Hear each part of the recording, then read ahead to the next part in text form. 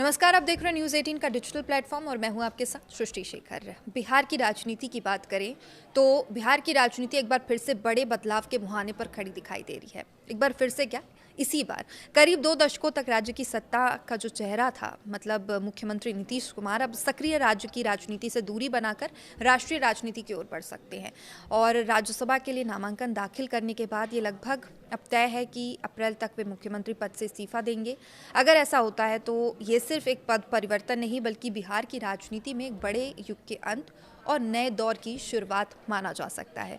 तो देखिए, करीब 19-20 साल तक बिहार की राजनीति में चाहे गठबंधन कोई भी रहा हो, मुख्यमंत्री के रूप में तो नीतीश कुमार ही का नाम लगभग तय माना जाता रहा है। और 2005 में सत्ता संभालने के बाद उन्होंने कई जो बार सत्ता में आने में वापसी की है। विकास, सुशासन और सामाजिक समीकरणों के सहारे राज्य की राजनीति को लंबे समय तक स्थिर नेतृत्व दिया है। लेकिन अब अगर वे राज्यसभा के जरिए राष्ट्रीय राजनीति में सक्रिय भूमिका निभाने का फैसला करते हैं तो बिहार में पहली बार लंबे समय के बाद मुख्यमंत्री पद को लेकर खुली राजनीतिक प्रतिस्पर्धा देखने को मिल सकती है। अब राजनीतिक विश्लेषकों का यह मानना है कि इस संभावित बदलाव में राज्य में सत्ता का संतुलन भी बदल सकता है। और अब तक की जो गठबंधन की राजनीति है, जिसमें जेडीयू, जनता दल यूनाइटेड का प्रभाव सबसे ज़्यादा रहा है, लेकिन जब नए हालात में बीजेपी की भूमिका और मजबूत होती दिखाई दे रही है। और यही वजह है कि बिहार में बड़े भाई की भूमिका को लेकर बीजेपी के भीतर भी चर्चाएं तेज हो गई है। अब इसी बीच उन नेताओं के नाम फिर से चर्चा में आ गए हैं जिनके बारे में केंद्रीय गृह मंत्री अमित शाह ने अलग अलग चुनावी सभाओं में बड़ा आदमी बनाने का वादा किया था। तो सबसे पहला नाम इसमें केंद्रीय गृह मंत्री नित्यानंद राय का सामने आता है। लोकसभा चुनाव 2024 के दौरान उजियारपुर में एक चुनावी रैली को संबोधित करते हुए अमित शाह ने नित्यानंद राय को अपना जिगरी दोस्त बताया। जनता से अपील की कि उन्हें सांसद बनाकर दिल्ली भेजें ताकि उन्हें बड़ा आदमी बनाया जा सके। तो वही चुनाव के बाद नित्यानंद राय को केंद्र सरकार में गृह मंत्री बनाया गया और गृह राज्य मंत्री बनाया गया। और अब बिहार में संभावित सत्ता परिवर्तन की चर्चाओं के बीच उनका नाम मुख्यमंत्री पद में संभावित दावेदारों में भी शामिल हो गया है।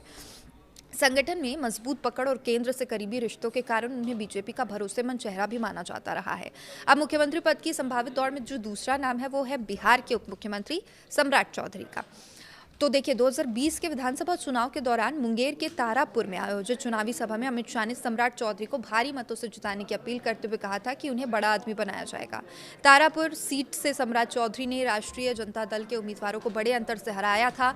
इसके बाद उन्हें राज्य सरकार ने उप मुख्यमंत्री की जिम्मेदारी सौंपी थी। अब पार्टी, संगठन और सरकार दोनों में सक्रिय भूमिका निभाने के कारण उन्हें मुख्यमंत्री पद का मजबूत दावेदार माना जा रहा है। और इन नामों के अलावा सीतामढ़ी से बीजेपी विधायक सुनील कुमार पिंटू का नाम भी राजनीतिक चर्चाओं में शामिल हो गया है। अब चुनावी सभा के दौरान अमित शाह ने उन्हें अपना खास दोस्त बताते हुए जनता से उन्हें प्रचंड बहुमत से जिताने की अपील की, बड़ा आदमी बनाने का भरोसा दिलाया।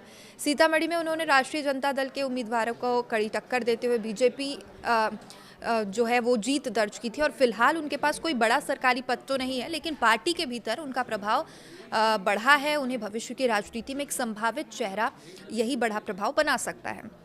तो देखिए, अगर वास्तव में नीतीश कुमार राज्यसभा जाकर सक्रिय राजनीति से दूरी बनाते हैं तो बिहार की राजनीति में एक बड़ा सत्ता परिवर्तन देखने को मिल सकता है। अब उनके बेटे भी जो है वो राज्य की सक्रिय राजनीति में शामिल हो गए हैं। करीब 2 दशकों तक स्थिर नेतृत्व के बाद अब कई ऐसे नए चेहरे हैं और नए समीकरण सामने आ सकते हैं। तो देखिए, फिलहाल मुख्यमंत्री पद को लेकर किसी भी पार्टी की ओर से आधिकारिक घोषणा नहीं की है और कोई भी पार्टी इसमें जल्दबाजी दिखाता हुआ भी नजर नहीं आ रहा है। लेकिन राजनीतिक गलियारों में ये सवाल लगातार गूंज रहा है कि नीतीश कुमार के बाद बिहार की सत्ता की कमान आखिर किसके हाथ में जाने वाली है। क्या बीजेपी का कोई नया चेहरा मुख्यमंत्री बनेगा? फिर गठबंधन की राजनीति कोई नया समीकरण पैदा करेगी? मंत्री इसमें कौन नए होंगे? और इसका जवाब आने वाले कुछ महीनों में साफ हो जाएगा। लेकिन इतना तय है कि अगर ये बदलाव होता है तो बिहार की राजनीति एक नए अध्याय में, यानी एक नए चैप्टर में प्रवेश करेगी। अपडेट्स के लिए देखते रहिए न्यूज़ 18। नमस्कार।